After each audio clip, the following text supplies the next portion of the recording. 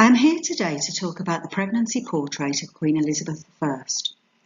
The great poet, dramatist and philosopher Francis Bacon said, "It is an immense ocean that surrounds the island of truth." And if we turn to the play Hamlet, we find, "If circumstances lead me, I will find where truth is hid, though it were hid indeed within the centre." And on the title page of Bacon's New Atlantis, he tells us himself that, in time, the hidden truth will be revealed.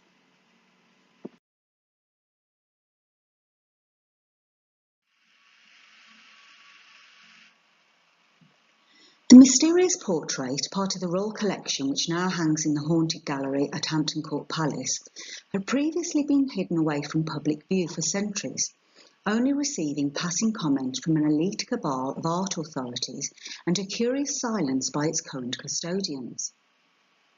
Stimulated by an article by Sir Roy Strong, the renowned authority on Elizabethan art, in his essay "My Weeping Stag I Crown, the Persian Lady Reconsidered," this enigmatic portrait has, in the first 2 decades of our own 21st century, finally been placed under the analytical microscope of other critics who have approached it from different perspectives, in particular by 2 Oxfordians, Dr. Paul Altrocci in his article "The Queen Elizabeth Pregnancy Portrait, Who Designed It and Who Did the Cover-Ups," expanded upon in "The Virgin Queen's Mysterious Abdominal Swelling," and David Shakespeare in his long and detailed examination of it in "The Pregnancy Portrait of Elizabeth I," as well as attracting the attention of a full-length book written in German by Professor Hildegard Hammerschmidt-Hummel, entitled "The Secret Surrounding Shakespeare's Dark Lady, Uncovering the Mystery."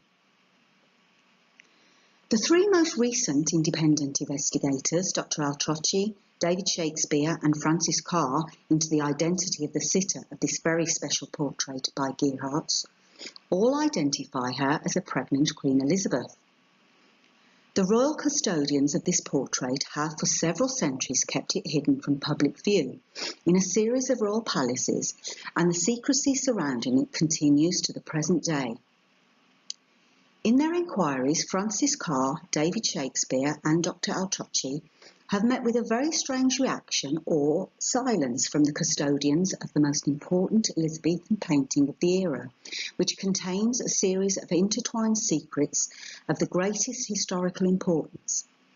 In his brief article, "The Mystery Painting at Hampton Court," Francis Carr relates the experience of his inquiries.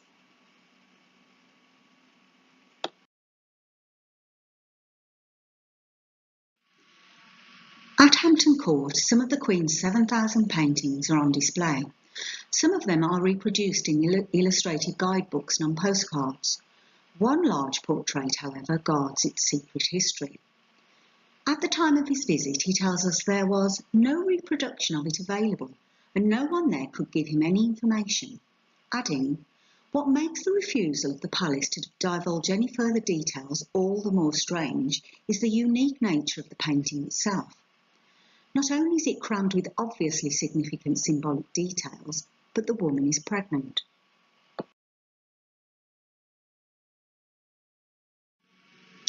Something similar happened to David Shakespeare when he visited Hampton Court to research his extensive 92-page thesis, "The Pregnancy Portrait of Elizabeth I," which provides the closest examination of the painting itself to date.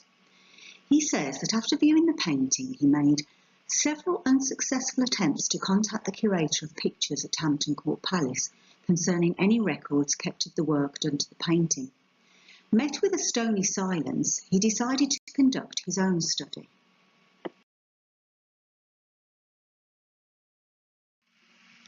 Dr. Altrocci had no doubt whatsoever that the establishment had been involved in a long-standing conspiracy and cover-up, with highly respected authorities involved in an enormous deception practiced against the world at large through a programme of deliberate misinformation, falsehood and lies relating to the truth about the so-called Virgin Queen, which he suggests is related to the authorship of the Shakespeare works.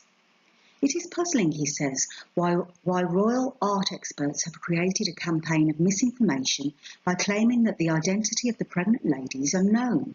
Are they deliberately trying to avoid the truth? If so, why? Is there some relationship to the Shakespeare authorship hoax which still involves an active cover-up? The simply extraordinary reason for this, according to Charles Beauclerk, which would be difficult to overstate, is that the profound truths encoded within this portrait would demand a complete rewriting of Elizabeth history. Little wonder, he says, such strenuous attempts have been made over the centuries to alter, rename, camouflage, and generally disguise the portrait, as in this single image the whole official version of Elizabethan history comes crashing to the ground.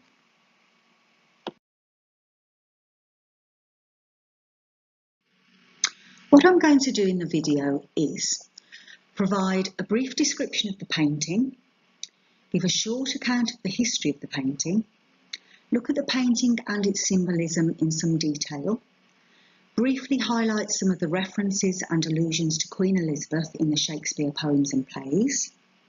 For the first time, we will discuss the extensive links between the portrait of Elizabeth and a wide range of Shakespeare poems and plays. We can then move on to reveal the identity of the secret author of its 3 Latin mottos and the Shakespearean sonnet in the cartouche and the secret cipher incorporated within it. We'll reveal the identity of the person who commissioned the painting, reveal the identity of the child being carried by Queen Elizabeth in the portrait, and provide a detailed history of the relationship of Queen Elizabeth and her secret husband Robert Dudley, Earl of Leicester, and the concealed royal birth of their son, known to the world as Francis Bacon, and a second son, known to the world as Robert Devereux, 2nd Earl of Essex.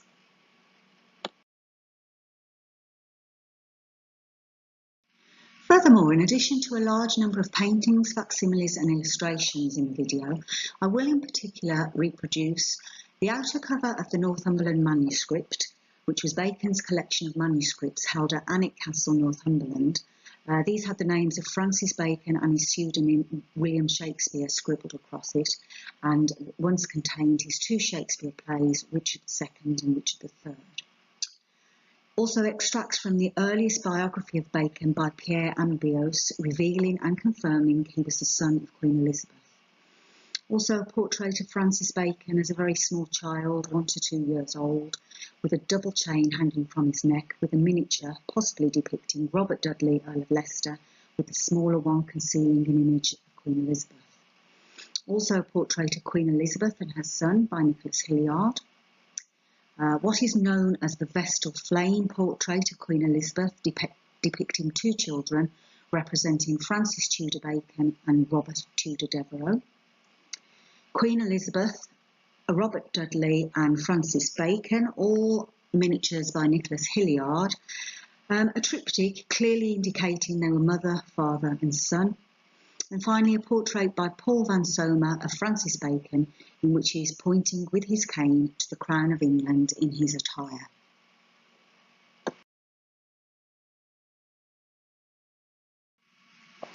The enigmatic portrait depicts a pregnant Queen Elizabeth in an extraordinary gown embroidered with branches of foliage, incorporating into its design various symbolic birds and flowers. She is wearing a curious headdress with a veil extending down her back, standing beneath a large walnut tree bearing its fruit with a stream receding into the distance. Her right hand crowns a weeping stag with a circle of pansies. 3 enigmatic Latin mottos are placed down the trunk of the tree, and in the bottom right-hand corner of the picture stands an elaborate cartouche with a special sonnet whose anonymous authorship has never been established. It is also not known who secretly commissioned this allegorical painting of Queen Elizabeth, which will be revealed and confirmed here for the first time, and its coded complex imagery and symbolism properly contextualised, decoded and deciphered. On the grounds of its draftsmanship and style, the painting is now recognised to be the work of Marcus Geerhards the Younger, and shares many similarities with his famous Ditchley portrait of Queen Elizabeth, with its similar cartouche and identical calligraphy.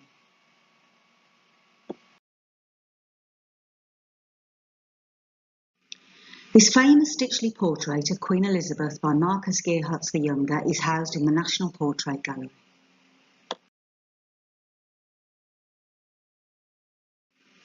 When the Ditchley portrait is placed alongside the pregnancy portrait, the similarities between the two paintings are only all too clear to see.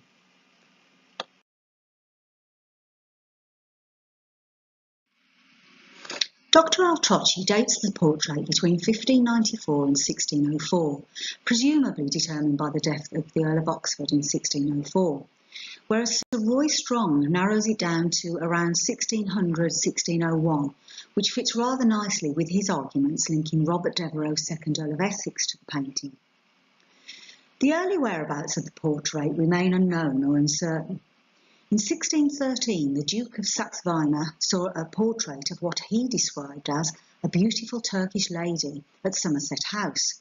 But whether this was the portrait by Gerhardt's of a Persian lady or Elizabeth in a Persian dress is open to doubt and cannot now be determined. Both Dr. Altrocci and David Shakespeare speculate the portrait was lost to the royal family sometime during the Civil War following the beheading of Charles I in 1649. However this may be, the earliest specific reference to the painting is found in the notebooks of the antiquary George Virtue. He saw the painting around 1728, describing it as a picture belonging to the crown of Queen Elizabeth.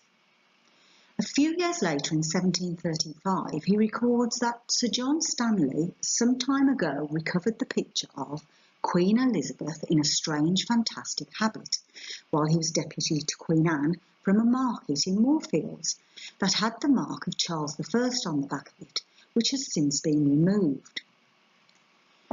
In the reign of Queen Anne I, the portrait was recorded at St James's Palace as Queen Elizabeth in fancy dress. It was later removed by Queen Caroline, wife of King George II, to Kensington Palace. It resided there for more than a century. It is described by W.H. Pine in his chapter dedicated to Kensington Palace as a portrait of Queen Elizabeth in a fantastic Asiatic dress, seemingly of the Persian character. It was similarly noticed by Horace Walpole in the Gallery of the Royal Personages, which he described as a picture of Elizabeth in a fantastic habit, something like a Persian, drawn in a forest, a stag behind her, and 3 mottos and verses, which, as we know not on what occasion the piece was painted, are not easily to be interpreted. The painting was moved by Queen Victoria to Hampton Court Palace in 1838, where it now remains, described by Ernest Law, the official historian at Hampton Court Palace and acclaimed expert on Tudor history, as Queen Elizabeth in a fanciful dress. This curious picture, he says, with its fantastical design, enigmatical mottos and quaint verses, doubtless had some allegorical meaning which we are now unable to interpret. Up to this point, for several hundred years, the painting had hung in royal palaces as a portrait of Queen Elizabeth, until sometime in the 20th century something rather remarkable occurred, when its label at Hampton Court Palace was without explanation changed to a portrait of an unknown woman. With the portrait of Elizabeth rendered officially anonymous, there have been a number of attempts to identify or label her as someone else, none of which need detain us. The 3 most recent investigators, Francis Carr, Dr. Altrocci and David Shakespeare, all rightly identify the portrait as a pregnant Queen Elizabeth.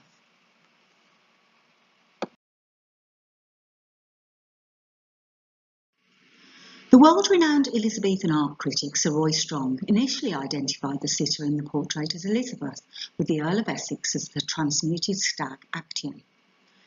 Sir Roy says, "I think that I've solved the Persian virgin crowning a weeping stag. It is so obvious. The stag is Essex as the transmuted Actaeon, and that everything I touched fell into place. The regal pansies, the walnut, a royal tree. We are looking at the weeping Essex still protesting love and loyalty to the Queen."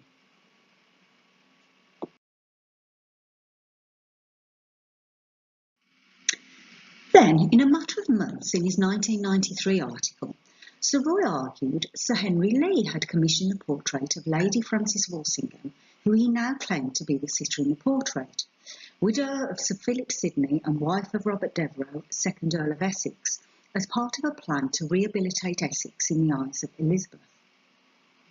Sir Roy said, "Could we be looking at some sort of extraordinary penitential picture devised by Lee of Lady Essex in the autumn of 1600? She stands declaring her loyalty and that of her disgraced husband to the Queen in the two headdresses of her virgin flowers. The loose robe would have suited the Countess's enceinte condition at the close of 1600, for the last child, Dorothy, was born early in December. This is by no means the last word to be written on this amazing portrait. One day further scholarship will uncover more, but I have no doubt that its context, if not its eventual identity, will remain the same."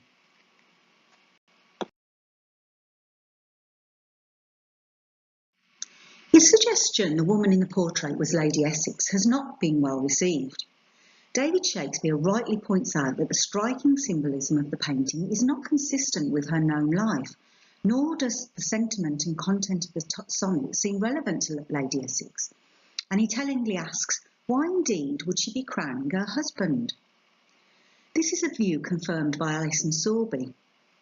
In 1992, Strong proposed that she could be Frances Woolsingham, widow of Sir Philip Sidney and wife of the ill-fated Robert Devereux, Earl of Essex, and suggested that the purpose of the elaborate portrait might have been to encourage clemency on the part of the Queen towards Essex, who stood accused of treasonous ambition.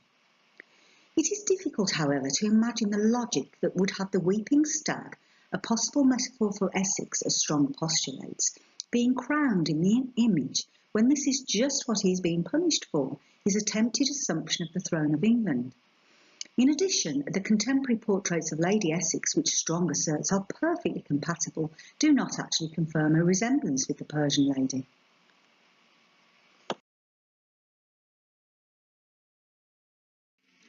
The modern scholars that have examined, analysed and discussed this very special portrait are all of a mind regarding its historical importance, its symbolic complexity and the fact it contains a number of different coded messages. The widely recognised authority on Elizabethan paintings and portraiture, Sir Roy Strong, rightly observes that, without doubt, we are looking at perhaps the most complicated of all Elizabethan allegorical portraits, as complex as any of the Queen herself. There can be no doubt, he states, that we find ourselves in a presence which can certainly be described as something more than remarkable, and such a picture cannot have been conceived as anything other than a major statement. Something similar is said by Alison Sorby. Evidently, there are various messages conveyed in the picture, with many allegorical aspects to it, and in order to identify the subject, it is necessary to decipher its complex imagery. It is, Sorby adds, an emblem portrait, and she believes, along with Sir Roy Strong and Michael Bath, that the entire painting has been conceived as an emblem, the meaning veiled in a complex conceit. The Oxfordians Dr. Altrocci and David Shakespeare believe the complex painting, which incorporates into its central emblem and symbolism the secret that the so-called pregnant Virgin Queen bore a son as a result of a secret liaison with the Earl of Oxford, whom they believe to be the secret author of the Shakespeare poems and plays, their secret love child being Henry Wriothesley, 3rd Earl of Southampton, to whom the Shakespeare poems Venus and Adonis and the Rape of Lucretia are dedicated. Professor Hildegard Hammerschmidt-Hummel believes that the portrait depicted Elizabeth Vernon, wife of Southampton, who she believed was the Dark Lady of the Sonnets, whose ménage à trois with her prospective husband and Shakespeare left her with child, and it was Shakespeare that provided the sonnet, this elaborate and emblematic testament to her pregnant state. None of the above authorities or writers once referred to Francis Bacon in relation to the pregnancy portrait, who would no doubt have been highly amused by their errors and confusion, his favourite twin themes regarding the fallibility of the human mind.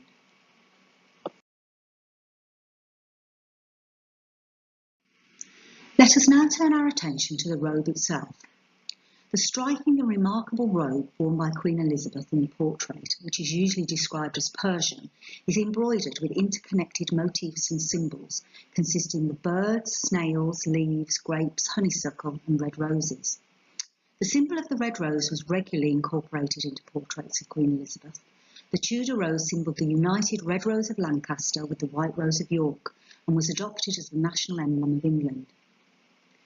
Seen in the design of the robe are 3 phoenixes, the mythical bird which never dies, but after every 400 years is consumed by fire and born again, making it a symbol of resurrection and rebirth.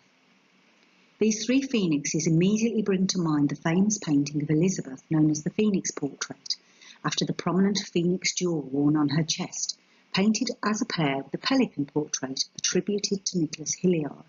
This was just before he travelled to France, where he painted in miniature a young Francis Bacon.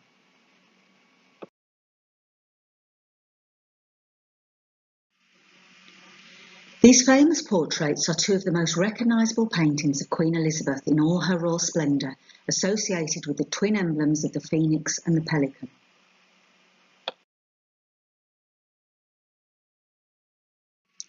Here is an engraving of Queen Elizabeth underneath a phoenix rising from the flames of the pyre.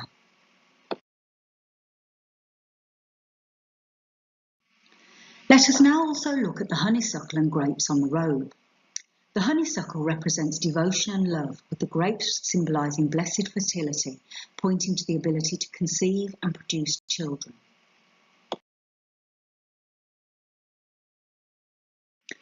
In addition, David Shakespeare identifies another curious image which occurs at least 7 times in the pattern of the robe. It is striped with gold and green with a red section along one side that appears to represent a fig which is splitting to expose its centre. Interestingly, in Greco-Roman culture, he tells us, the fig is associated with female genitalia and fertility. The Greek word for fig is the same word for vulva. And if we focus in on the design in the region of the 2 rings on the robe, David Shakespeare observes that the scroll frames the elements and links the rings with tongues like leaves. Does this indicate a spoken oath of commitment between 2 people? At the centre are 2 figs, both splitting open.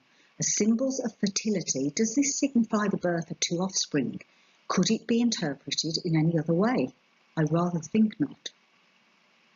The figs on the robe associated with female vulva and fertility, Elizabeth's vulva and fertility, framed within the 2 rings, as we shall see, symbolising the oath spoken at the secret marriage of Elizabeth and Leicester, splitting open, signifying the birth of 2 offspring, Francis Bacon Tudor and Robert Devereux Tudor, Earl of Essex, are a symbolic echo of several references and allusions in the first Shakespeare poem, Venus and Adonis, first printed in 1593.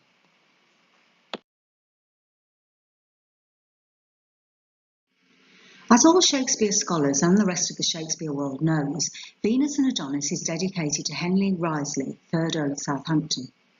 What is not well known is that prior to the dedication, prefixed to the Shakespeare poem Venus and Adonis, Henry Wriothesley, 3rd Earl of Southampton, resided with Francis Bacon at Gray's Inn, where Southampton was admitted on the 6th of June 1588. Southampton was reputed to be the most beautiful young man in the kingdom and was only all too happy to flaunt his bisexuality. During his time at Gray's Inn, he had an affair with Bacon, which was still continuing when Bacon dedicated Venus and Adonis to Southampton.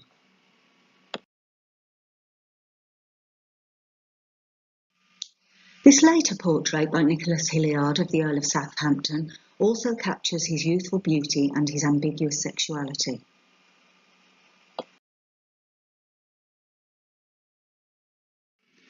Due to the feminine appearance of the sitter, the first painting was originally believed to be a portrait of a woman. This has now been identified as the earliest known portrait of an androgynous-looking Earl of Southampton, showing him around the time his lover Bacon dedicated his Shakespeare poem Venus and Adonis to him.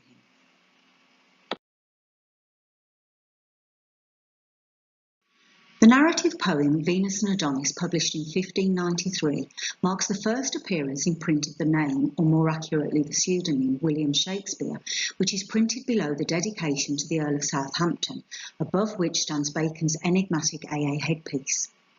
The poem of Venus and Adonis has also often been associated with Queen Elizabeth.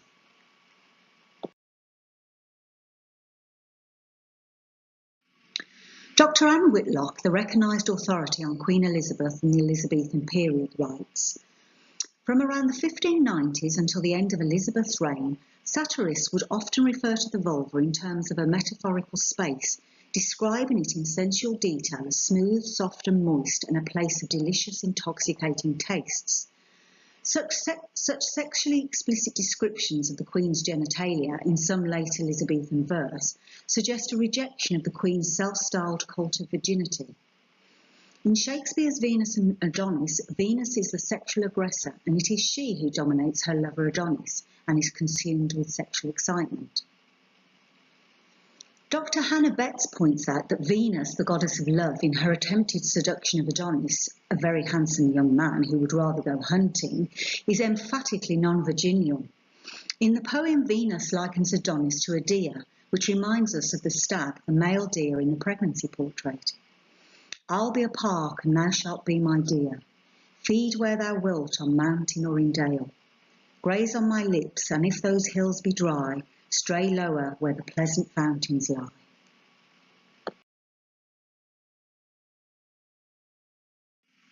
After quoting the above lines, Dr. Hannah Betts says, Shakespeare's insatiate queen directs the reader's attention to areas of her body that offer unambiguously sexual forms of sufferance, in particular, her vagina.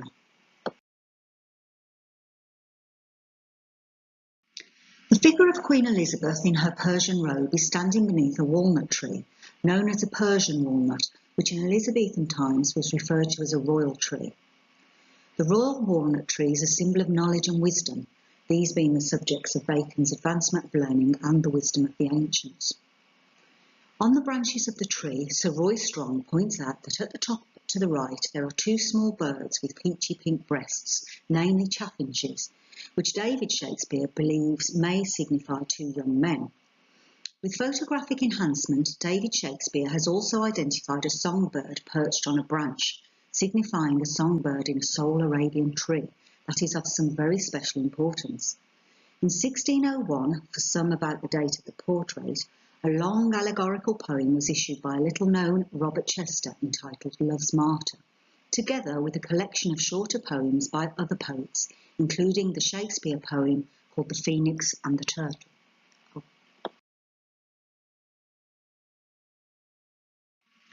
Its first four lines reads as follows. Let the bird of loudest lay on the sole Arabian tree, herald sad and trumpet be, to whose sound chaste wings obey.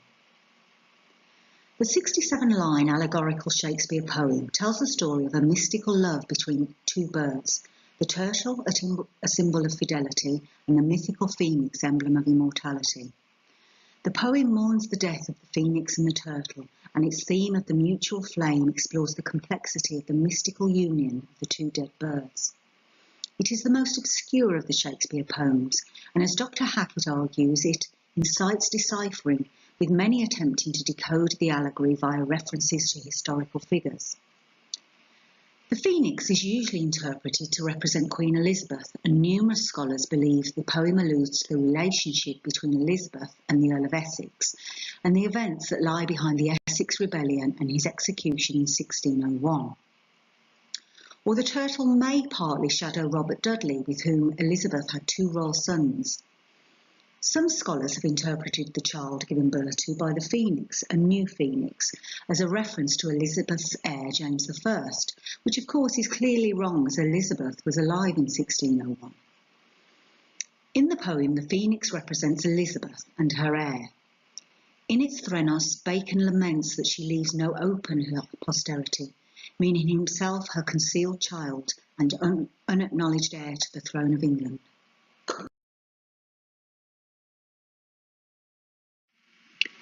Beauty, truth and rarity, grace in all simplicity, here enclosed in cinders lie. Death is now the phoenix nest, and the turtle's loyal breast to eternity does rest. Leaving no posterity, 'twas not their infirmity, it was married chastity.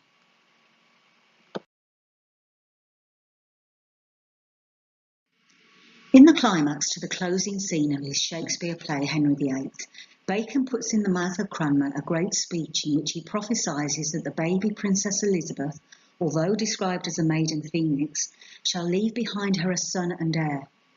The speech doubles as a veiled record of the state secret that the so-called Virgin Queen carried a royal child, as conveyed in the pregnancy portrait at Hampton Court, and gave birth to a concealed heir, Bacon Shakespeare, as great in fame as she was.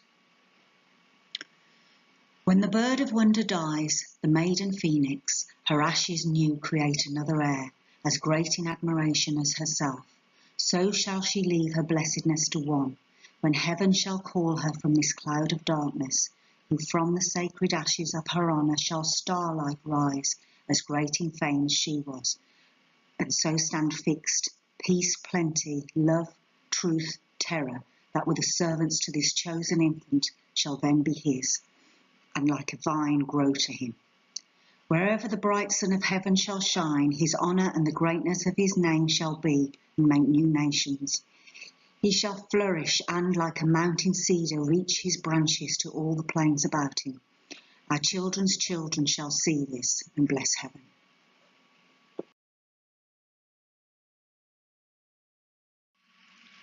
In his magnum opus, The Secret Teachings of the Ages, the American esoteric philosopher Manly P. Hall says the mystical phoenix is the mythological Persian roc, the gigantic mythological bird described in the Arabian Nights, and, as we have seen in the portrait, the phoenix, like Elizabeth, is wearing a Persian robe under a Persian or Arabian tree. The mystical phoenix, Hall reveals, is the most celebrated of the symbolic creatures in the ancient mysteries, used as a cover for the purpose, he says, of concealing the great truths of esoteric philosophy, and he may well have added history too. He also states that the eagle on the Great Seal of the United States of America is a disguised phoenix.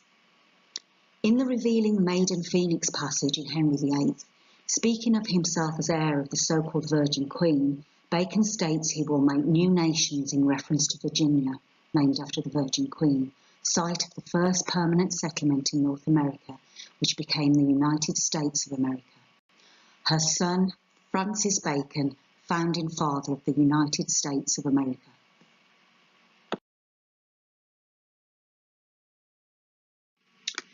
Let us now return to the pregnancy portrait. Down the trunk of the Persian tree, linked to the Arabian tree in the phoenix and the turtle, and cedar tree in Henry VIII that shall spread his branches, under which Queen Elizabeth stands in the pregnancy portrait, appear three important Latin inscriptions. The first of these, In Justi Justa Querela, is translated by Sir Roy Strong as a just complaint of injustice.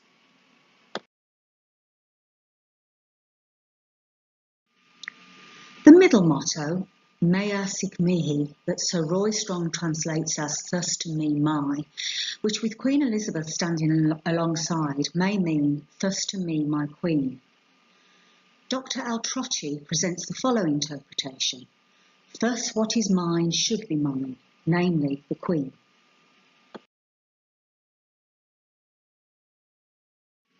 The third motto, which has been damaged and is slightly illegible and, according to Dr. Altrocci, intentionally interfered with, has proved problematic in its translation. Sir Roy Strong believed it was Italian, dolor es medicina dolore, grief is medicine for grief, whereas Dr. Altrocci insisted it was entirely in Latin and, when magnified, reads dolor es medicina ettore, which after a very convoluted discussion he concluded could be translated as anguish is part of the healing process for foster parentage. The most probable explanation and translation is provided by David Shakespeare. On closely examining the motto and the current spacing in the lettering, he restored the motto to read dolor es medicina doloris, pain is pain's medicine. This is a quotation from Dionysius Catonis, better known as Cato, in a work entitled Distica de Moribus ad Filium, that translates as words of wisdom for the behaviour of a son. The advice was given in couplet form.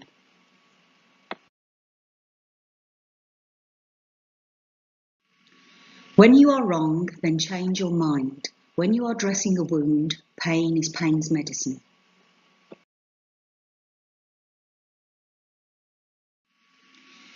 In the heart of the portrait, the hand of Queen Elizabeth is stretched out over the head of the weeping stag, who Dr. Altrocci and David Shakespeare have correctly pointed out represents the individual who commissioned the painting, or as Sir Roy Strong puts it,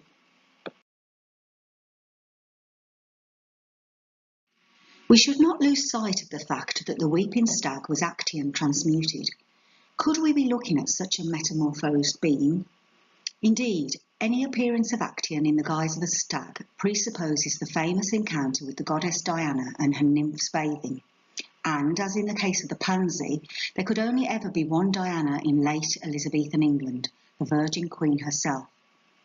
With every attribute, we seem to move closer and closer into a very rarefied world indeed.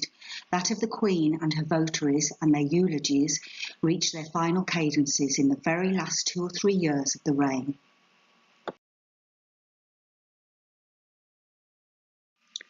Dr. Altrocci and David Shakespeare identify the weeping stag as Edward de Vere, 17th Earl of Oxford, yet according to Sir Roy Strong, around 1600 to 1601, there is only one certain candidate for this role, the fallen Robert Devereux, 2nd Earl of Essex. In other words, Sir Roy Strong is certain, and he is right to be, that the true context of the portrait is to be found in the rarefied world of Queen Elizabeth, and the events surrounding her complex relationship with the Earl of Essex, and the events that intensified during the 1590s, leading to his fall and eventual execution on the 25th of February 1601. On Twelfth Night 1601, Sir Roy Strong informs his learned readers a play was presented before Queen Elizabeth with a show, accepted to be a performance of Ben Jonson's Cynthia's Revels, or, as it was also called, The Fountain of Self-Love. The later title and the inclusion of a character named Philautia probably relate to material in the play charged with allusions to the disgraced Essex, because his most celebrated tilt-yard appearance was at Ascension Day 1595, in what his secretary Sir Henry Wotton referred to as his darling piece of love and self-love.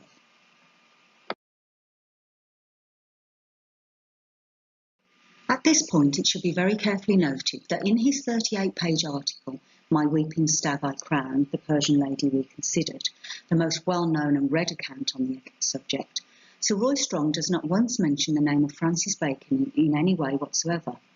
This is all the more astonishing considering that during the 1590s, as was known to Strong, the life and biography of Bacon and Essex were so intertwined that full-length works have been written on the subject, and which was also known to Strong, the close and complex relationship which existed between them is central to the first 2 volumes of Spedding's standard work, The Letters and Life of Francis Bacon. I assume the reference to darling piece of love and self-love is unfamiliar to even the most learned of listeners and the implications which flow from it.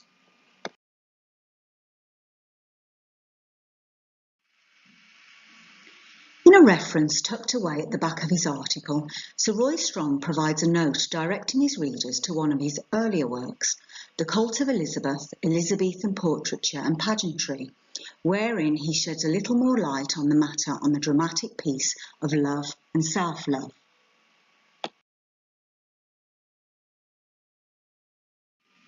The only scenario we have for an Essex tilt is that of 1595, which he wrote in collaboration with Francis Bacon, and which Sir Henry Strong, his secretary, referred to as his darling piece of love and self-love. Essex, or to use his tilt pseudonym, Erophilus, was described as poised between love and self-love or Philautia. In the tilt yard, he was wooed by the enchanting orators of Philautia. There were a hermit, a soldier, and a secretary, who attempted to persuade him to adopt one of these 3 courses of life, representing contemplation, experience, and fame, respectively. With the tilting over, the hermit, soldier, and secretary re-entered and reiterated their arguments in interminable speeches by Bacon, after which the squire, on behalf of Essex, spurned them in favour of a life of service to the Queen. A marginal note to one of the speeches in Bacon's hand explains that it was the Queen's unkind dealing which may persuade you to self-love.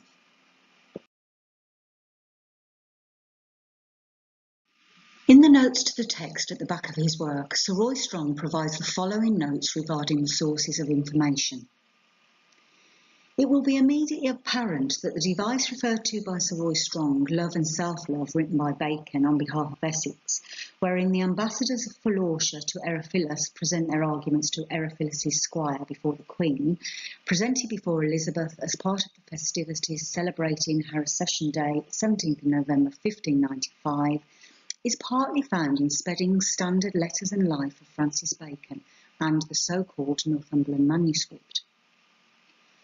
The Northumberland Manuscript is the most important of all the contemporary documents of the Elizabethan period which is linked to the authorship of the Shakespeare works, and should simply be known for what it is, namely Bacon's own collection of manuscripts, parts of which have been removed or lost in a fire before it was made known to the world.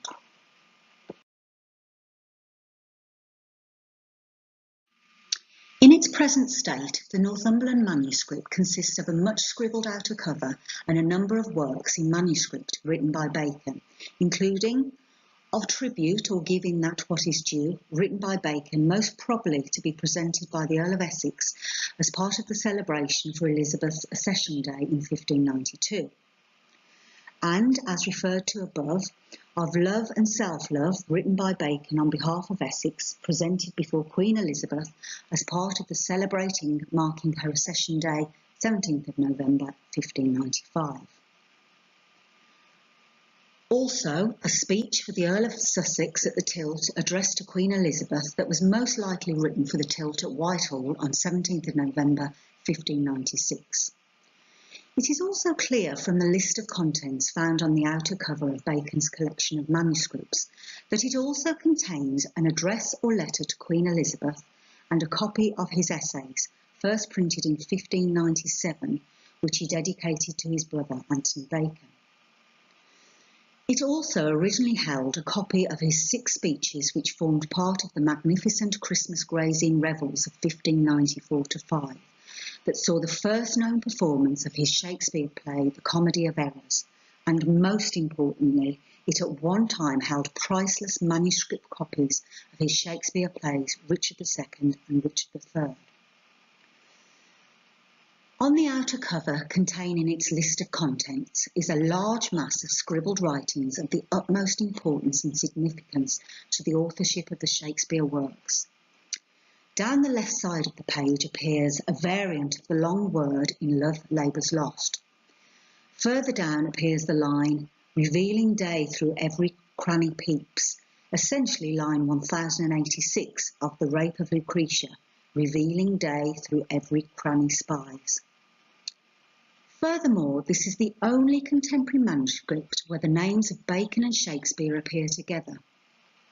In fact, the name of Bacon, Francis Bacon, and his pseudonym, Shakespeare, William Shakespeare, have been scribbled across its outer cover on more than a dozen occasions. In particular, above the entry for the Shakespeare play Richard II appears the entry by Mr. Francis William Shakespeare, and further down the page the word your is twice written across his pseudonym, William Shakespeare, so it reads Your William Shakespeare. The manuscripts should be the most famous document relating to the authorship of the Shakespeare poems and plays in the world, and known to all and sundry in every corner of the literary globe. The reason why this is not the case is since the time of its discovery, the orthodox Shakespeare authorities and Shakespeare biographers and editors have systematically suppressed or misrepresented it.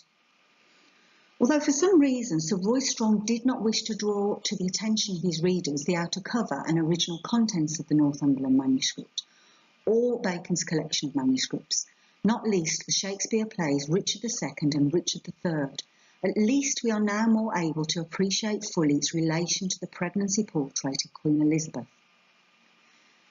The Northumberland manuscript, or Bacon's collection of manuscripts, dates no later than 1597, not least because his essays once contained within it were first printed in 1597 with a dedication to his brother Anthony Bacon.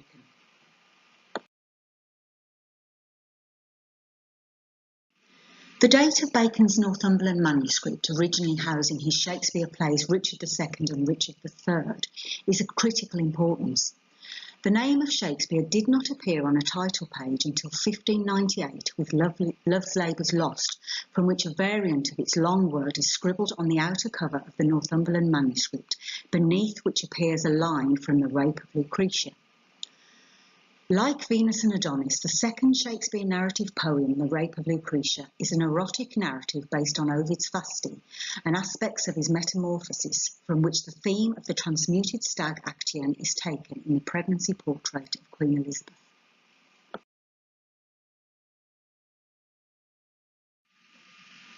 In 1594, the beautiful Earl of Southampton is the talk of the town and the most ardent follower of the Earl of Essex, and his love affair with Francis Bacon is known to the most trusted members of the Bacon-Essex circle.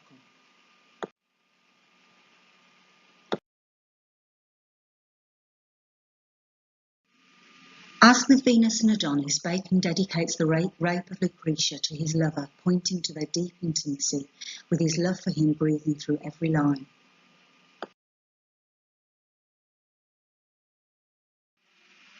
The love I dedicate to your lordship is without end.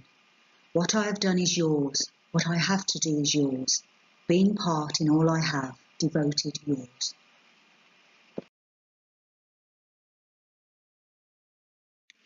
As I am just about to show you, Francis Bacon had various ways of signing his Shakespeare poems and plays, an occult way of writing using various different devices and secret signatures, as well as employing various cipher systems. It will be seen that on the first page of the first 1594 edition of The Rape of Lucretia, the first two lines begin with a very large capital F, stretching downwards across the first two lines, incorporating the capital letters R and B. Thus, the poem commences with the initials of FRB for Francis Bacon. The two lines contain 67 letters, Francis in simple cipher. The two verses contain 51 words each, so 51 and 51 is 102, plus the signature B at the bottom of the page. 102 plus 1 is 103, which is Shakespeare in simple cipher. Later, I will give an explanation of Bacon's simple cipher in relation to the Shakespeare sonnet in the pregnancy portrait.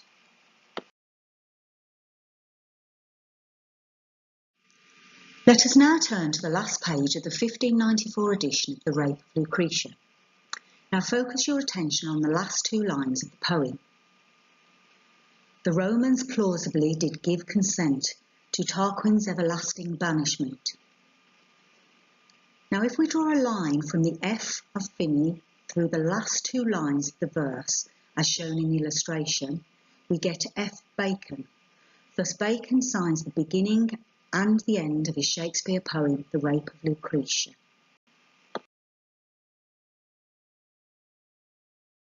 The two Shakespeare narrative poems, Venus and Adonis and The Rape of Lucretia, are companion pieces which, beyond their dedication to Southampton, share themes relating to Queen Elizabeth. As we know, Venus is identified with Elizabeth, who uses her sexuality and virginity as a political ploy on the national and international stage. She was playing a part. As our poet so famously said, all the world's a stage and all the men and women merely players, in As You Like It, a play inextricably connected to the pregnancy portrait.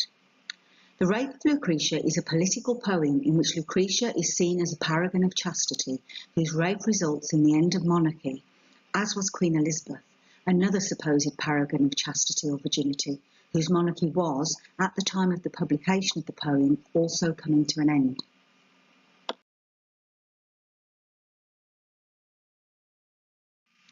It could be said that her very life and throne depended upon the myth and lie of her virginity, a subject on which Charles Beauclerk in Shakespeare's Lost Kingdom, The True History of Shakespeare and Elizabeth, did not mince his words. If we see the shadow of Queen Elizabeth behind the figure of Lucretia, then lust and ambition become inseparable. After all, with the Virgin Queen on the throne, how else could a man become king but through sexual conquest? Rape in this context was tantamount to staging a coup. Moreover, the piercing of the Virgin's veil or exposure of the Queen as a whore, symbolised by the Rape of Lucretia, could lead to the end of Elizabeth's reign, even the end of monarchy itself.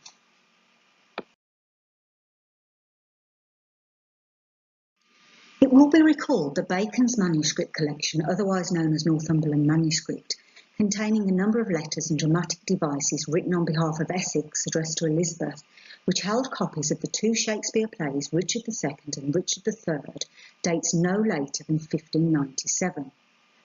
The tragedy of Richard II was entered on the Stationers' Register on the 29th of August 1597, and 2 months later the tragedy of King Richard III on 20th of October. The two plays were first printed anonymously in quarto editions in 1597, both of which were printed by Valentine Sims for Andrew Wise.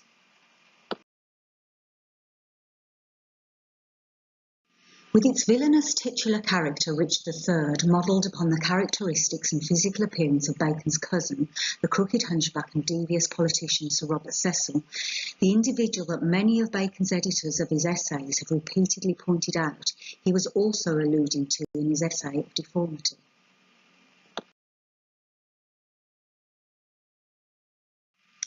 The play Richard II was used by Bacon to draw analogies between Richard II, who notoriously indulged his favourites, and Elizabeth's reliance upon favourites like Sir Robert Cecil, which created a dangerous rivalry at court with the Earl of Essex, whose supporters, the day before his ill-fated rebellion against Elizabeth, commissioned a performance of it. Now let us take a closer look at the title page. The first thing to notice is how the title page has been deliberately formatted. It will be seen that the word second, instead of being printed on the third line, for which there is more than enough space, it is printed across 2 lines, and for a very good reason.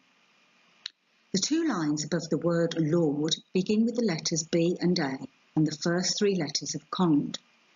In the line above provides the second syllable required for Bacon, giving us Lord Bacon, to whom he is known to posterity. If the letter U below is brought into the equation, we might with little difficulty read, by you Lord Bacon, or more fully, the tragedy of King Richard II, by you Lord Bacon.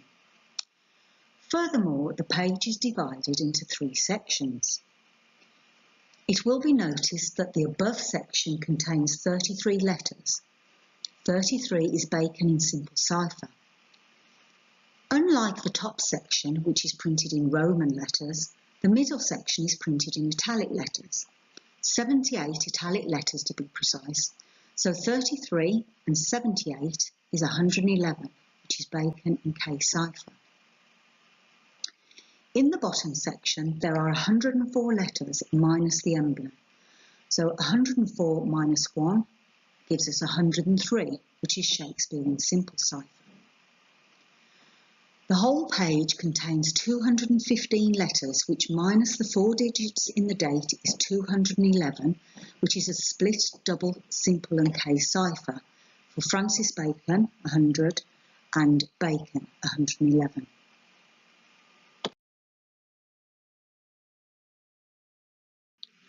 The first 1598 edition of Love's Labour's Lost is the earliest play to carry the name, or more accurately the pseudonym, of William Shakespeare on its title page. The play is set in Navarre, whose king was Henry of Navarre, and it clearly alludes to the historical French court. In the play, King Ferdinand, King Henry of Navarre, and 3 of his friends vow to devote the next 3 years to the study of philosophy and forgo the company of women.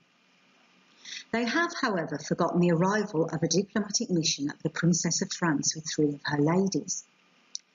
The names of King Ferdinand's friends are Byron, Dumaine and Longueville, 3 leading historical figures in contemporary France. Francis Bacon spent 3 years in France, and his elder brother Anthony Bacon spent 12 years on the continent working for the English Secret Service on behalf of Queen Elizabeth and her government. Some of his time in France was spent at the court of Henry of Navarre, who was a very close friend and regular correspondent. There survives at the British Library passports of Anthony Bacon and his train, signed by Byron, Dumaine, Longueville, the 3 lords attending on the king in Love's Labour's Lost, and Boyes, that is Boyet, one of 3 lords attending on the Princess of France in the play, who has frequently been identified with Queen Elizabeth. That these 4 historical names on the passports of Anthony Bacon and his train are the same as the 4 characters in Love's Labour's Lost is never mentioned by Shakespeare scholars. Nor do they draw attention to the significance of the names of 2 other characters in the play, namely Anthony Dull, having the same Christian name as Bacon's brother Anthony, and Sir Nathaniel, a curate, the same Christian name of Bacon's elder half-brother, Sir Nathaniel Bacon.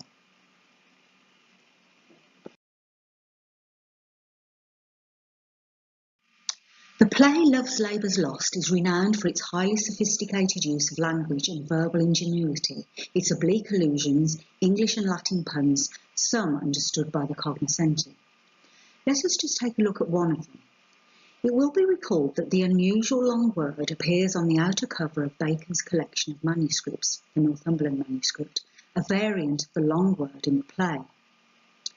In Act 5, Scene 1, the characters Anthony Dull, or should we say Anthony Bacon, and the curate Sir Nathaniel, or Sir Nathaniel Bacon, enter with the pedant Holofernes, with the latter two discussing Armado's pretensions to linguistic style, when they are interrupted by the arrival of Armado with costard and moat.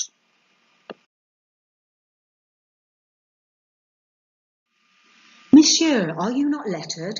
Yes, yes, he teaches boys the horn book. What is A, B, spelled backward with the horn on his head? The Latin for horn is cornu, thus, in other words, AB spelt backwards with the horn on his head is bacon, phonetically indicative of bacon.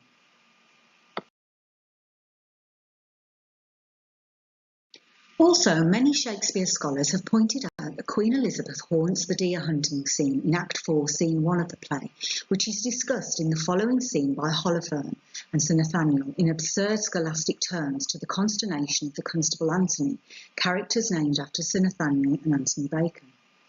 In fact, the spectral presence of Queen Elizabeth haunts the whole of the play.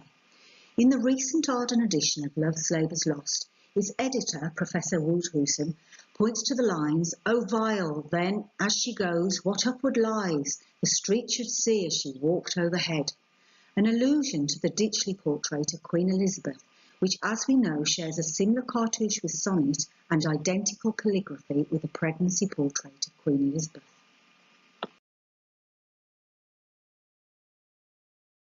Professor Woodhusen highlights that, in one of the most famous portraits of Queen Elizabeth, the Ditchley portrait, the Queen stands with her feet near Ditchley in Oxfordshire on a map on southern England, allowing its inhabitants, who are not shown, to see up her dress. And in a footnote to Some Forlorn and Naked Hermitage, delivered by the Princess of France, the character in whom Shakespeare scholars see various reflections in Queen Elizabeth, Professor Woodhusen observes,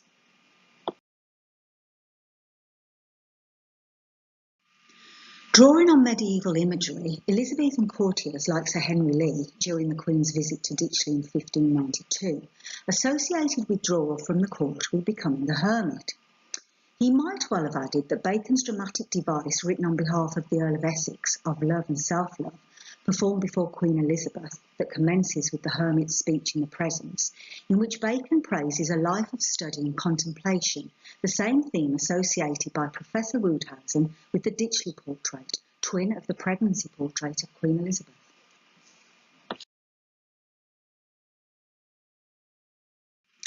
Following the death of the spymaster Sir Francis Woolsingham, the headquarters of the English Secret Service was removed to Essex House on the Strand.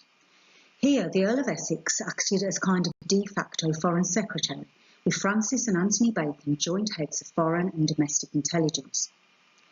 The English Secret Service, as it was then known, eventually evolved into what we now know today as British intelligence, and thus, in modern parlance, Francis and Anthony Bacon were the equivalent joint heads of MI5 and MI6.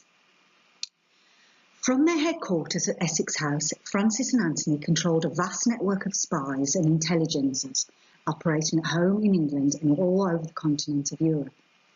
Through its doors came officers of state and government, foreign ambassadors and diplomats, printers and publishers in the pay of Francis and Anthony Bacon, scholars, writers, poets and dramatists, as well as the artist Marcus Gerhardt, painter of the Ditchley and pregnancy portrait of Queen Elizabeth.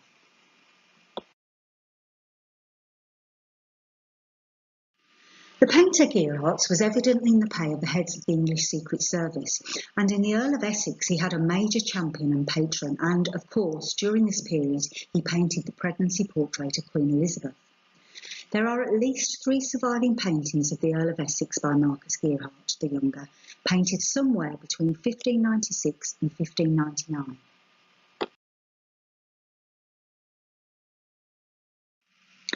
The prime version of the painting of the Earl of Essex by Gerhardt, now hanging at Woburn Abbey, assumes the air and posture of someone who believes he was born to royalty, qualities captured in the words of Professor Guy.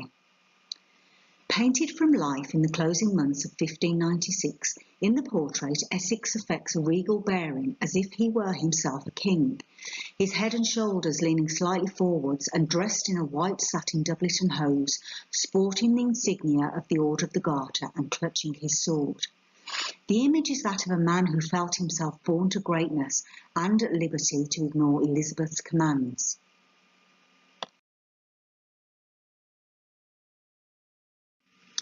This air, posture and demeanour of royalty depicted in the previous portrait of Essex is further reflected in the slightly later painting of the Earl by the same artist.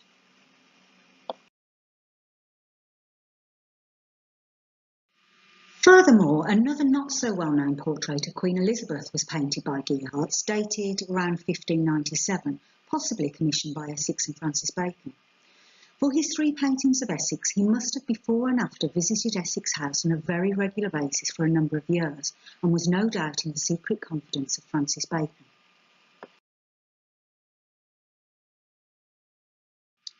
Now let us return to the pregnancy portrait of Queen Elizabeth by Gerhardt.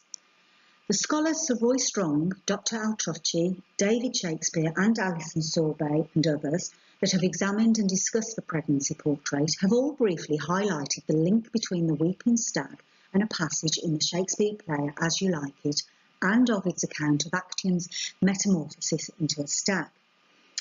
This, however, scarcely scrapes the surface, as the links between Actaeon and several other Shakespeare plays is extensive and, not that any of the above mention it, Bacon interprets the myth of Actaeon and Pentheus, or curiosity in the wisdom of the ancients, as a fable, obliquely communicating the secrets of princes, just like the secrets of the so-called Virgin Queen in the pregnancy portrait.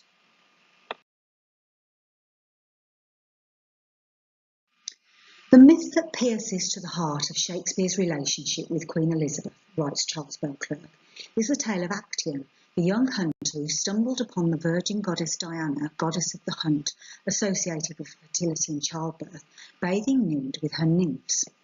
To punish Actaeon and prevent him from disclosing what he had seen, she turned him into a stag. In fear, Actaeon flees into the woods, chased by his own hounds, who, seeing him as a stag and failing to recognise who he really is, hunt him down and rip him to pieces. The first Shakespeare poem, Venus and Adonis, is, Beauclerk observes, almost a mirror image of the Actaeon myth, where, like Actaeon, Adonis is hunted to death.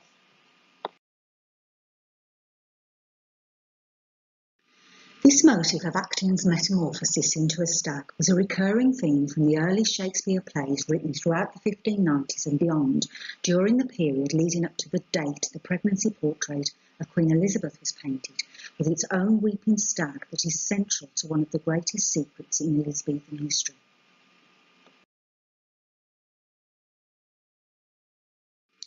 In the early Shakespeare play Titus Andronicus, Timora's sons, Demetrius and Chiron, argue over Lavinia, whom each desires. The evil Aaron proposes that they both rape her during the forthcoming royal hunt. It is here, in the context of the hunt in the forest, that Bacon directly raises the myth of Diana and Actaeon.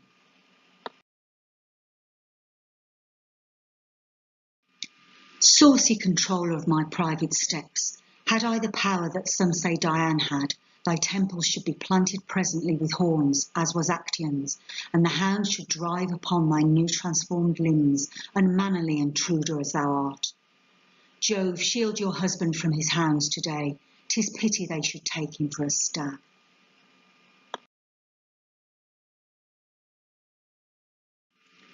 It is not difficult, observes Professor Barkham, to establish that Titania, Queen of the Fairies, is Shakespeare's transformation of Diana, as he borrows her name directly from Ovid's account of Diana and Actaeon, which is also pointed out by the Arden, Oxford and Cambridge editors of the play, and Professor Bate in his full-length work on Ovid and Shakespeare. The range of its associations is expanded upon by Bacon.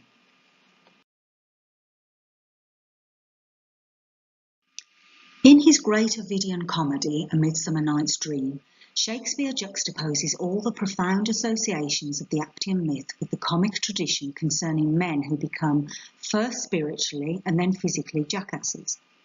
The meeting of Bottom and Titania, it seems to me, is the fullest example in Renaissance literature of the Diana and Actian story. Here we find the sublime aspect of the story recreated through comic pathos.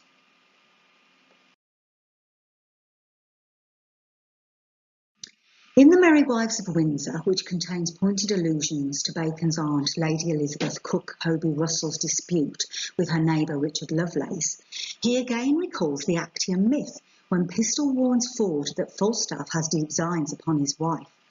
"Go thou like Actian, he with Ringwood at thy heels." In Act 3, Scene 2, Falstaff, when on his way to see Mistress Ford, bumps into her jealous husband, who believes Falstaff is sleeping with Mistress Page and Mistress Ford, who plans to catch Falstaff with his wife, so he can pluck the borrowed veil of modesty from the so-seeming Mistress Page, divulge Page himself for a secure and wilful Actian.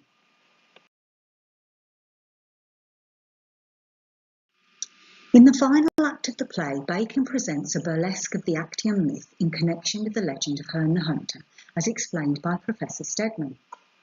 Except for one comic variation, Sir John's obesity, there is a point-by-point correspondence between his disguise as Herne the Hunter and the standard Renaissance picture of Actian as a composite figure with stag's head, human body, and hunter's clothing. Indeed, to intensify this comic awareness of the Falstaff-Actian parallel, Shakespeare allows Sir John to comment on his own metamorphosis into a Windsor stag and the fattest, I think, in the forest.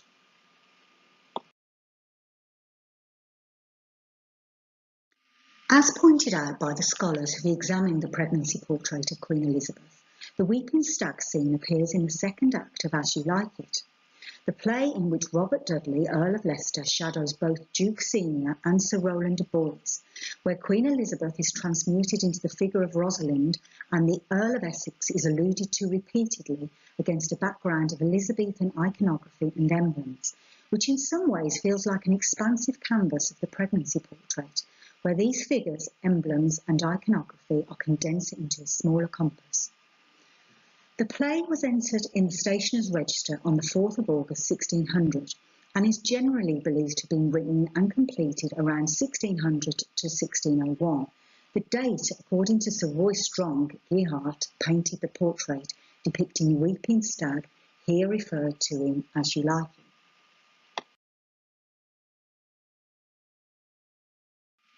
The melancholy Jakes grieves us that, and in that kind swears you do more usurp than doth your brother that hath banished you.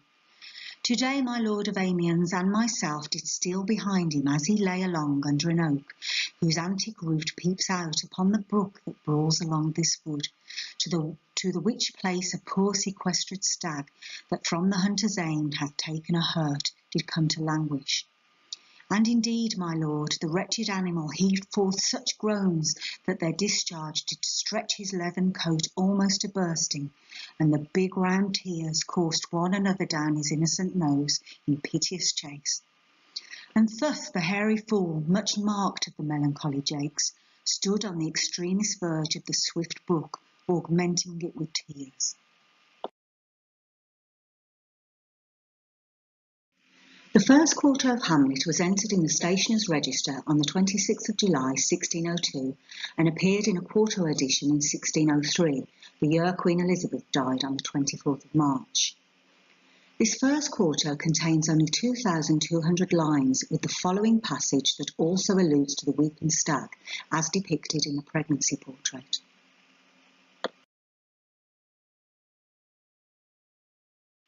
What, frighted with false fires?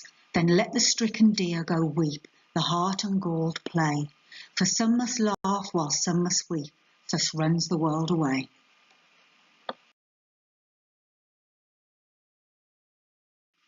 With Queen Elizabeth now safely dead, a much revised and enlarged second quarto of Hamlet appeared in 1604 with around 3,800 lines, to which Bacon added a few more lines to the above passage, which unmistakably and directly alludes to the pregnancy portrait of Queen Elizabeth. In addition to the obvious allusion to the weeping stag, it also pointedly alludes to the Persian-Turkish headdress, i.e. the forest of feathers, as pointed out in the Arden edition of Hamlet, as extravagantly plumed hats worn by Elizabeth, and also her remarkable shoes with their rare jewels set in gold, appearing in the shape of raised roses.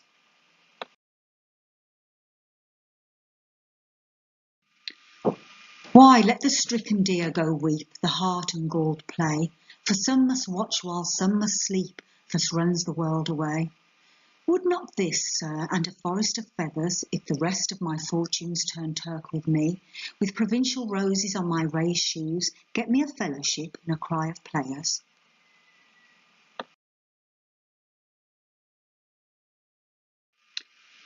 It has been often said that the robe in the portrait of what Sir Roy Strong titles the Persian lady appears more Turkish than Persian.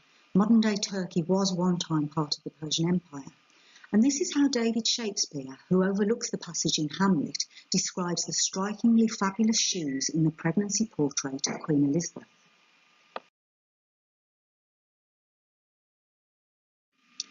These must be very special shoes indeed.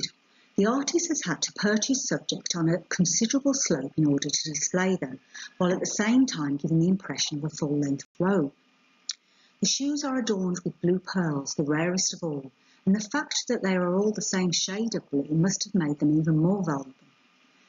There are 3 further pearls on each shoe, which have a slight pink colour and are set in gold to form roses. A large ruby is set in front of each ankle, and the shoe fabric is adorned with gold thread. Incidentally, a rose pattern appears in the lacework along the bottom of the robe. Elements of the costume would appear to be Turkish rather than Persian, and this would fit very well with the facts.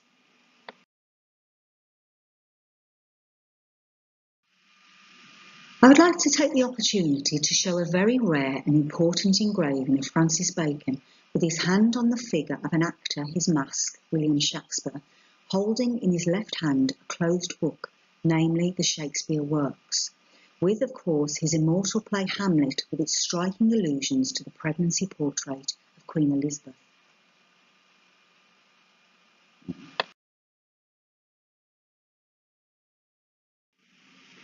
The famous tragedy of Hamlet, a complex portrait of Bacon and his relationship with Queen Elizabeth as Gertrude, must be the most scrutinised play of all time, with literally hundreds and thousands of essays, articles, chapters, books and editions being produced on the play. Here below is something that is not found in any of them.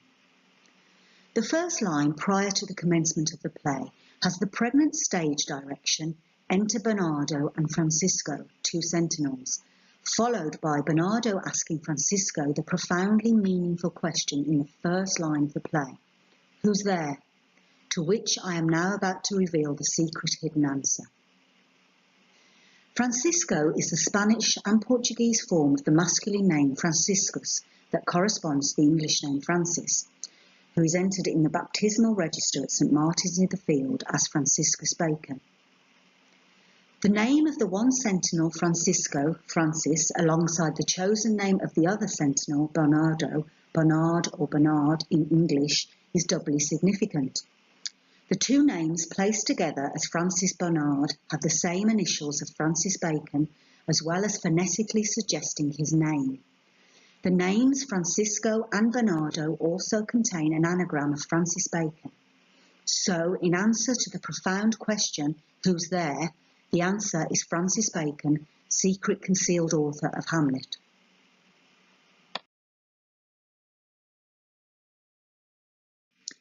In the Shakespeare plays, Bacon fused Ovidian myths in theme and characterisation, which brilliantly drove the narrative and dialogue to great dramatic effect, a case in point being Twelfth Night, a play about secrecy, the deciphering and decoding of texts, and the self-delusion and narcissism.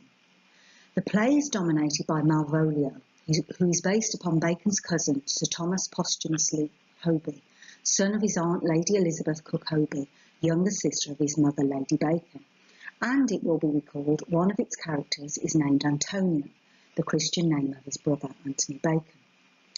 Malvolio is initially identified with Narcissus when Olivia describes him as being sick of self-love, a description sometimes hurled at the Earl of Essex and reminiscent of the title of the device of Love and Self-Love, written by Bacon for Essex, presented before Elizabeth on the 17th of November 1595.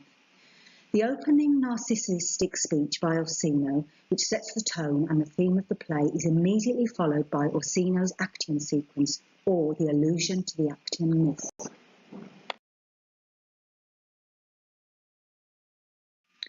The play, as pointed out by Professor Bate, is to a large extent framed by the two themes drawn from Ovid of the Actian myth and the shallowness of narcissism. So it is that certain myths form the Cadmean section of the Metamorphoses, in particular those of Actian and of Narcissus, which are among the controlling structures of the play.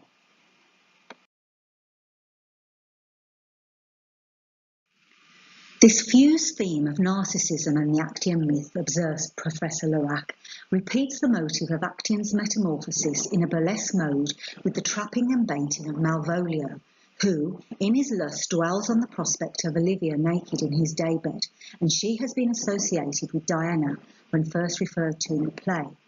Malvolio is here being transformed into an Actian by his very dress. Deluded and mocked, he clearly becomes a preposterous Actian who is being watched and preyed upon by the comic group that has persistently and viciously kept dogging him.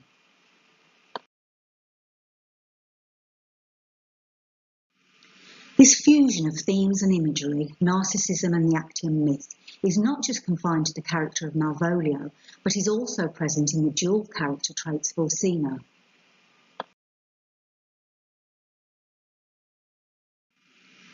The complexity of these themes is impressively unravelled by Professor Bate.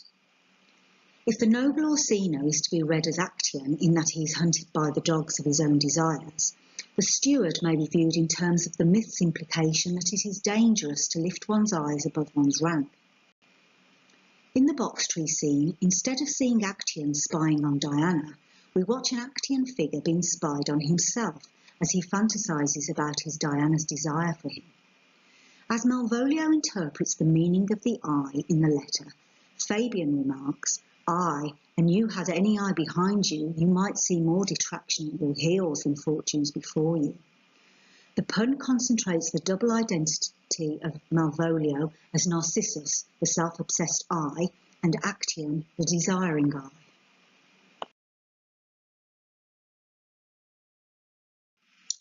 In his Shakespeare in Ovid, Professor Bate emphasised Shakespeare's particular interest in the Actian story, and similarly, Professor Lerac states Shakespeare was much taken by it, adding, "It is indeed intriguing that for Shakespeare, Actian represents a mysterious crux which needs to be decoded." The Ovidian Actian myth absorbed into the fabric of Titus Andronicus, A Midsummer Night's Dream, As You Like It, The Merry Wives of Windsor, Twelfth Night, and Hamlet is interpreted by Bacon in his fable Actian and Pentheus, or Curiosity in the Wisdom of the Ancients, which is about the discovery of secrets, that is, the secrets concealed by kings and queens, such as the great secrets concealed in the pregnancy portrait.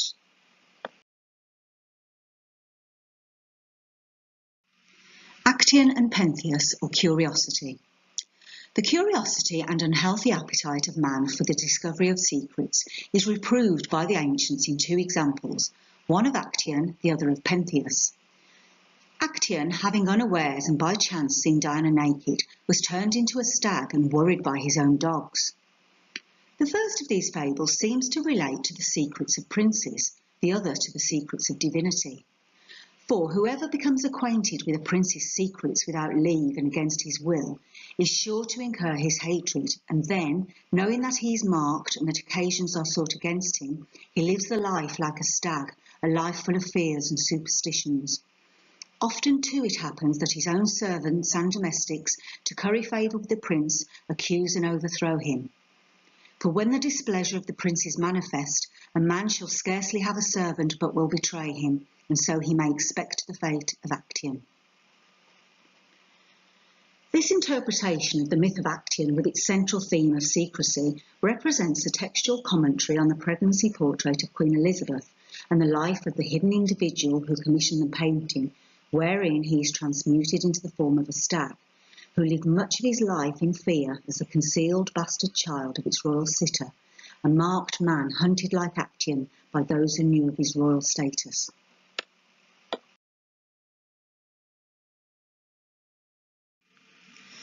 Let us then return to the pregnancy portrait of Queen Elizabeth, in which it appears that the stag is being crowned with pansies, her favourite flower, by her royal hand. Who does the figure of the stag represent? Who is this invisible person transmuted into the figure of a weeping stag?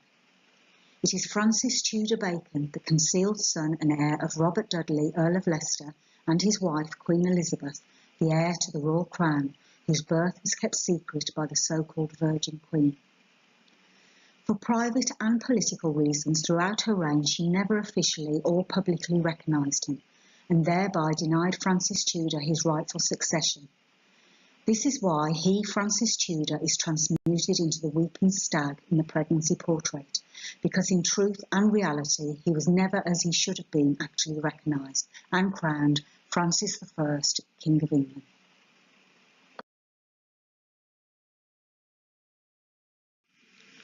In the bottom right-hand corner of the pregnancy portrait of Queen Elizabeth is a cartouche which houses a Baconian Shakespeare sonnet, a 14-line poem written in iambic pentameter, set out in 3 stanzas of 4 lines, followed by a rhyming couplet. The sonnet expresses the melancholy and regret of its concealed author and child in the belly of the pregnant Queen Elizabeth.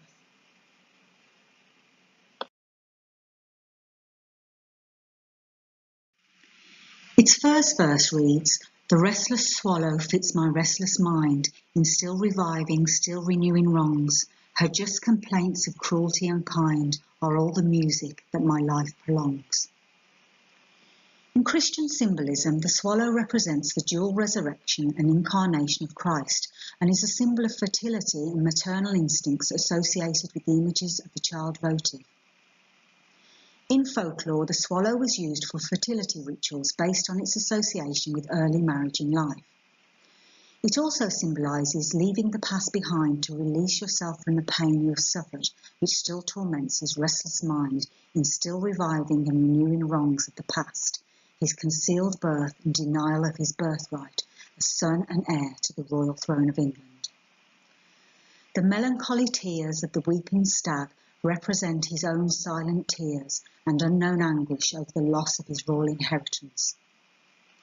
All his hope rested in this goodly tree, the Persian tree, underneath which stands the Persian lady, his mother, Queen Elizabeth, whom he took pains to love and care for.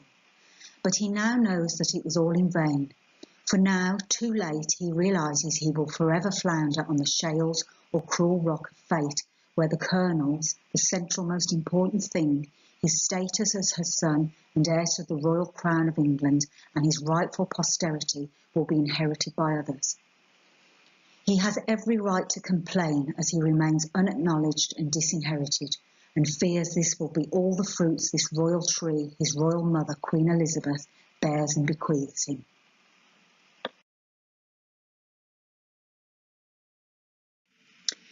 In the pregnancy portrait of Elizabeth I, David Shakespeare suggests that there may be a hidden meaning in the sonnet in the layout of the text or contained within the words themselves. He states he has not been able to discern any coded message.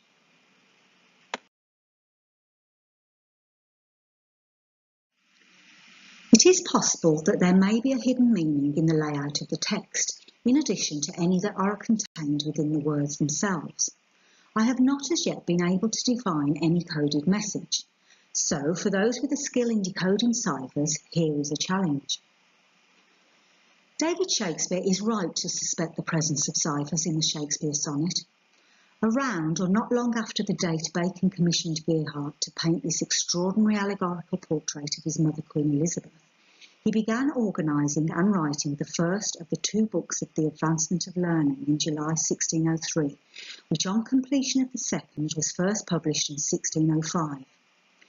In the advancement proceeding from a section discussing writings and words, The images of words, hieroglyphics, emblems, poetry and verse, Bacon introduces the subject of ciphers, briefly explaining the art of enciphering and deciphering different forms of writings and texts.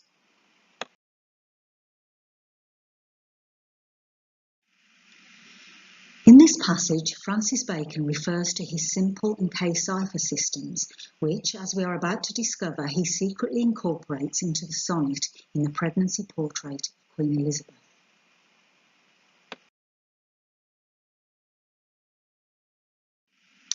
The simple cipher referred to by Bacon is a substitution cipher based upon the 24-letter Elizabethan alphabet, in which the letter is given a numerical value.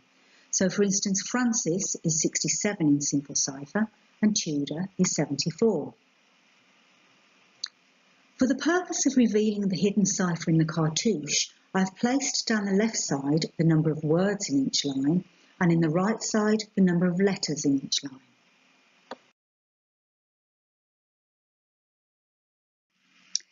In the first stanza of the sonnet contained in the cartouche of the pregnancy portrait of Queen Elizabeth, its author Bacon, the child she is carrying in the portrait, reveals his true concealed royal identity as the son of Elizabeth Tudor.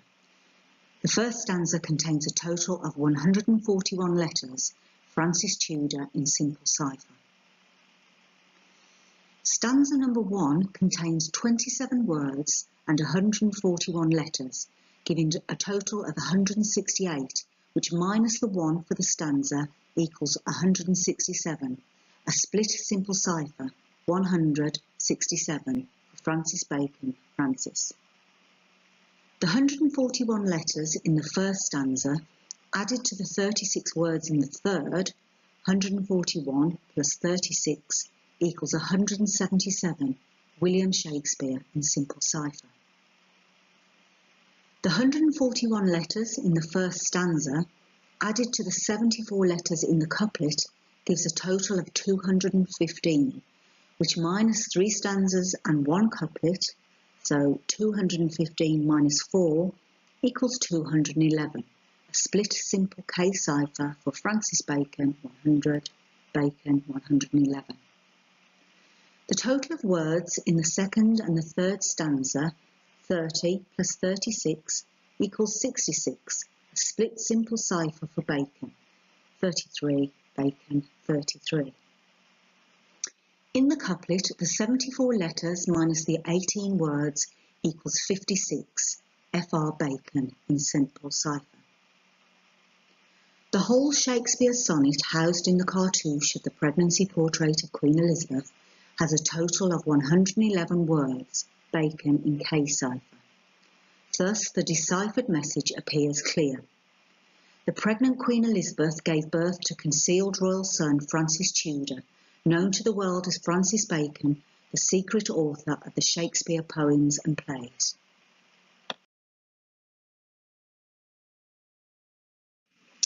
This complex allegorical painting transcends time and simultaneously represents Queen Elizabeth, for those with eyes to see, as the mother of the two towering figures of the 1590s, Francis Tudor Bacon and Robert Tudor Devereux, during the period it was painted.